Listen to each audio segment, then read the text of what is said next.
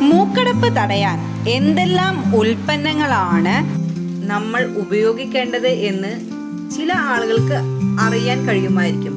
എങ്കിലും അതെന്തൊക്കെയെന്ന് നമുക്ക് നോക്കാം. ബാക്ടീരിയ, വൈറൽ, ഫംഗസ് അണുബാധ, ജലദോഷം, സൈനസൈറ്റിസ്, അലർജി, ആസ്മ, നൈസൽ പോളിക് തുടങ്ങിയ പല കാരണങ്ങളാൽ ആണ് മൂക്കടപ്പ് ഉണ്ടാകുന്നത്.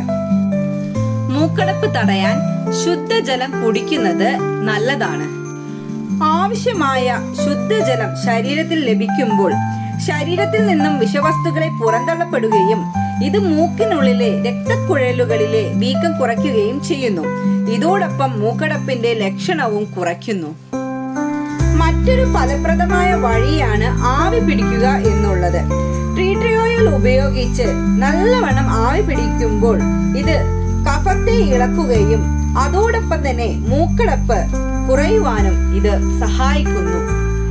ഹെർബൽ ടീയിൽ തേൻ ചേർത്ത് കുടിക്കുന്നതും ഇതിന് നല്ലതാണ്. ഹെർബൽ ടീക്ക് ഒരുപാട് ആരോഗ്യ ഗുണങ്ങളുണ്ട്. നമ്മുടെ ആരോഗ്യത്തിനും രോഗപ്രതിരോധ ശേഷിക്കും മികച്ച പിന്തുണയാണ് ഇത് നൽകുന്നത്. ഇതിന് ആന്റി ബാക്ടീരിയ ഗുണങ്ങളും ഉണ്ട്.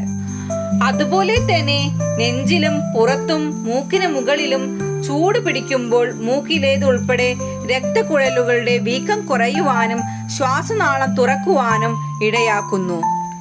ട്രീ ട്രീ ഓയിൽ ഉപയോഗിച്ച് ആവി പിടിക്കുമ്പോഴും തുളസി, ഗാളിപ്പൾ എന്നിവ ഉപയോഗിക്കുമ്പോഴും നമ്മുടെ മൂക്കടപ്പും അതുപോലെ തന്നെ കഫക്കെട്ടും എല്ലാം ആശ്വാസമേകുന്നു.